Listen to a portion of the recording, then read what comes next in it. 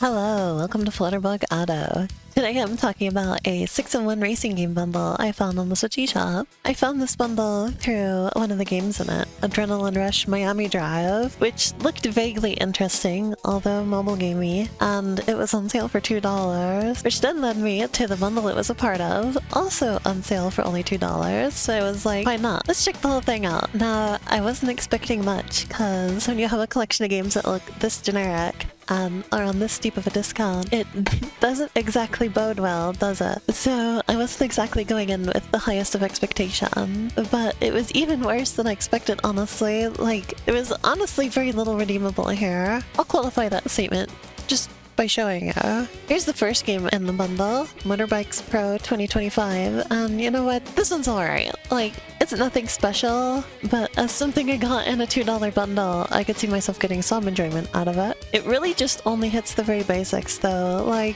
you have to think somewhat about your approach to corners and use the brakes, and if you crash, you fall off the bike, stuff like that. And later on, we'll get into why those are even notable features. But the gameplay is passable for a cheap game, and the visuals, well, let's be honest, those are not good. It honestly looks like a 3DS game, rather than a game supposedly from 2025. The terrain geometry is atrocious, and these wind turbines that don't animate bother me especially. Like, those things are made to be super sensitive, so even if there's only a tiny bit of wind, they can still move and generate some amount of electricity. And like, look at the weather. You're telling me these clouds showed up without any wind?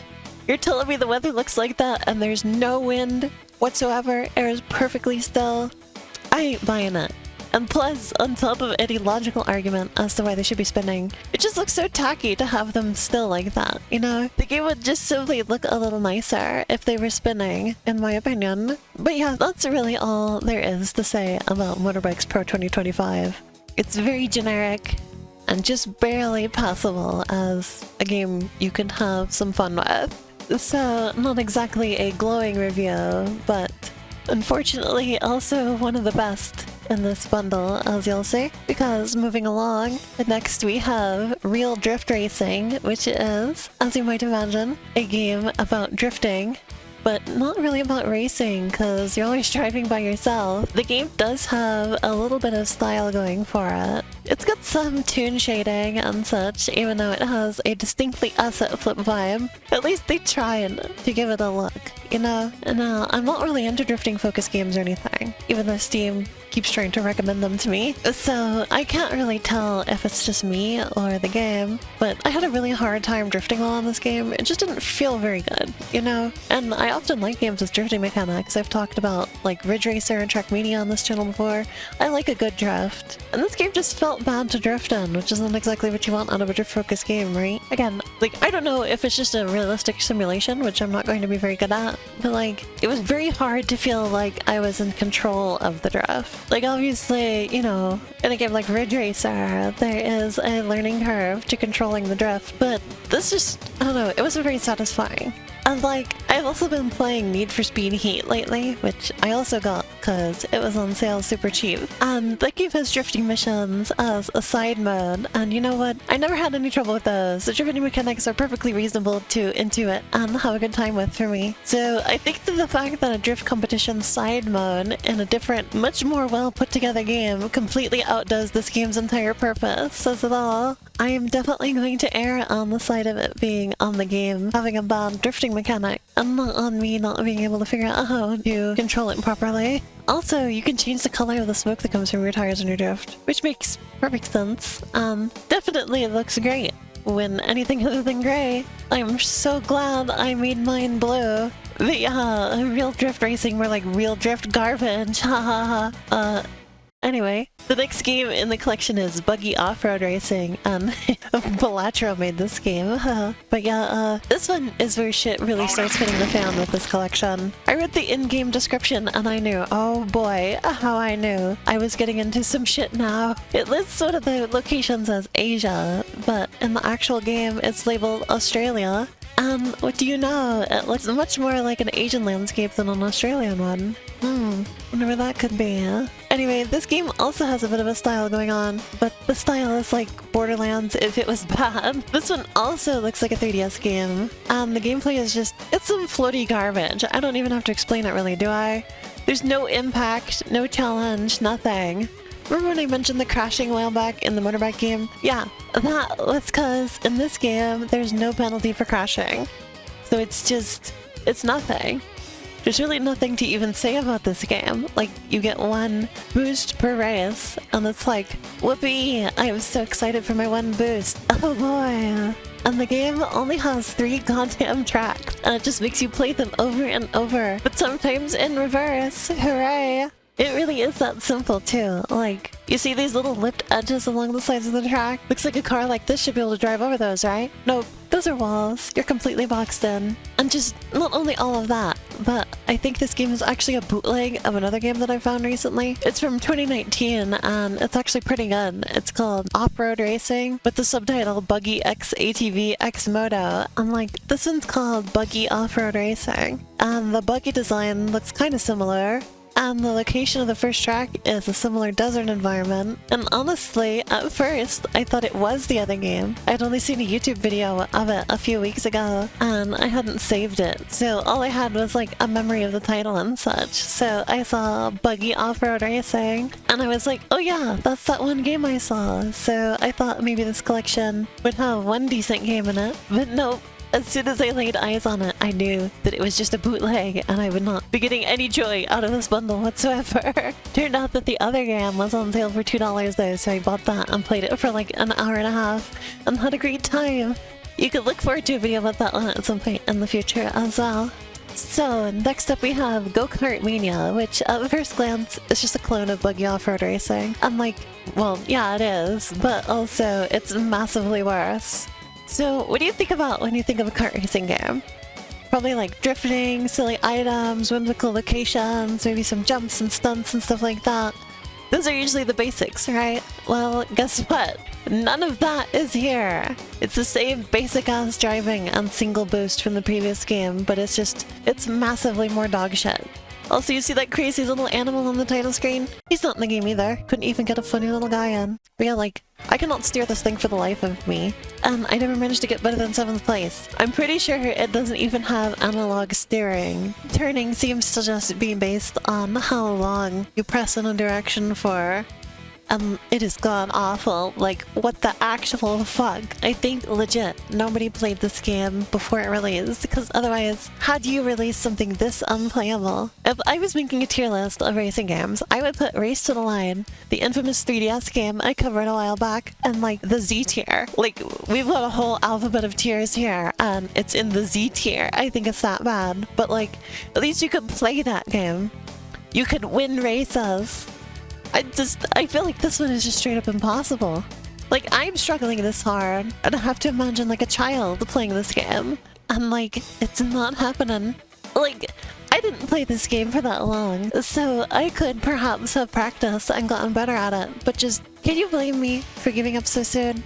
Look at this fucking homunculus that you play as, and his dog shit cart. He's not even animated. He doesn't even turn the goddamn steering wheel. Fuck.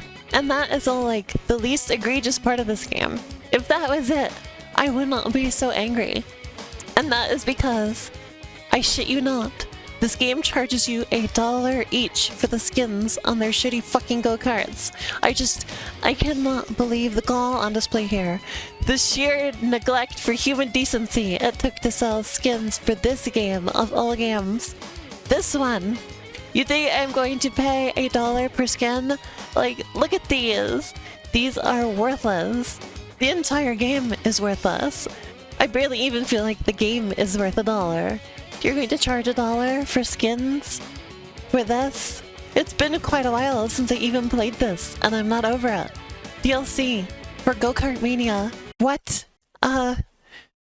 Okay, let's cool off a bit and check out the game that got me into this mess. Adrenaline Rush Miami Drive. I'm actually going to be pretty nice to this game, especially compared to the rest in this bundle.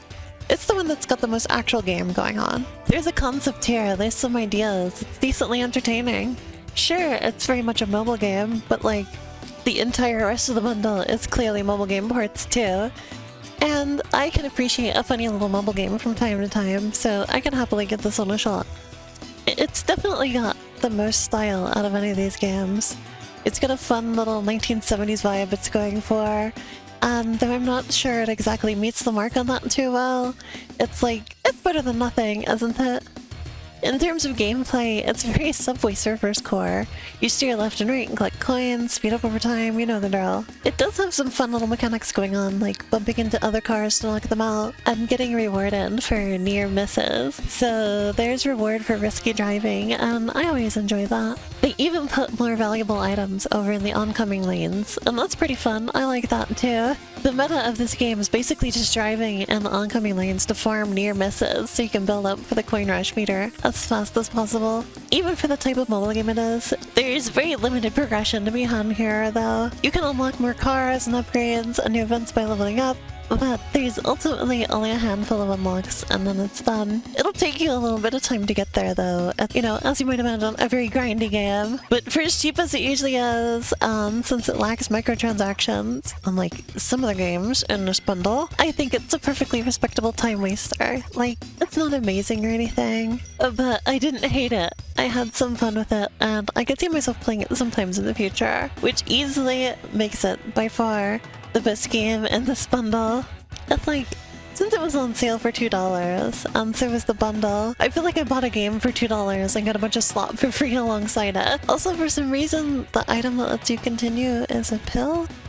And now, finally, we have Formula Racing Pro 2025, which is at first very similar to Motorbikes Pro, but just like with GoKart Mania, it's a lot worse than the game it's a clone of. Or maybe this one came first, who knows? First of all, what did they do to the car? Why is it so tall and narrow? F1 cars are not built like that. I'm like, that's not how an F1 car moves, is it? Does that look like F1 handling to you? Does it look like any kind of car handling, to be honest? Like, that thing moves like it's made out of cardboard. You can just hold down the gas the entire time and have no issue. There's once again no consequence to crashing or anything, so why bother trying to steer properly when you'll get first place regardless? All of the tracks and visuals are the same as the motorbike game, so it's just, this one is completely worthless. There's not even anything else to say about the game, that's it. I guess I did learn the Polish word for F1 car though, because they forgot to translate it on the main menu.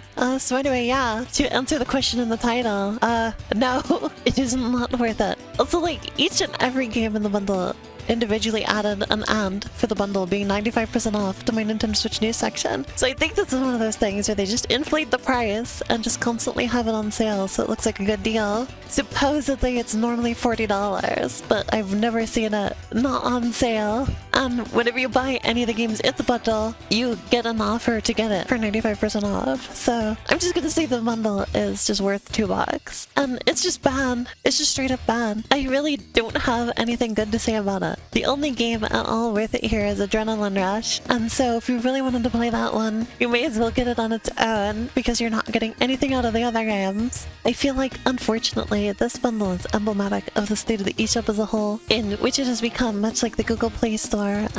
It's just flooded with the lowest tier garbage shovelware known to mankind. And like, Nintendo stores have always ended up somewhat full of shovelware, but it feels like with the Switch, it's been at its worst in terms of volume and in terms of just the sheer bad quality of it all. Like, Nintendo really used to have higher quality standards for what they let into their systems. And like, some types cheaper games would get through the cracks, obviously, but this is just a whole other level going on here. So this video is a fun little romp through some awful racing games I found, but it's also a bit of a cross-section of the Switch eShop as well, as unfortunate as that may be. Here's hoping that games like this won't be very compatible on the Switch 2, and there will be a big eShop slop purge when the Switch 2 comes out, at least for a little while, until these people get their hands on Switch 2 dev kit. I haven't seen any inclination that Nintendo is going to change their policies on this type of stuff going into the Switch 2, so the console's probably doomed to have this stuff on it as well. Definitely let me know in the comments what you think of this bundle and what you think of the state of shovelware on the Switch as a whole too. And as always, I've got plenty more racing content coming up soon as well, so I hope you look forward, and I'll see you soon! Booking $8 for skins for this game?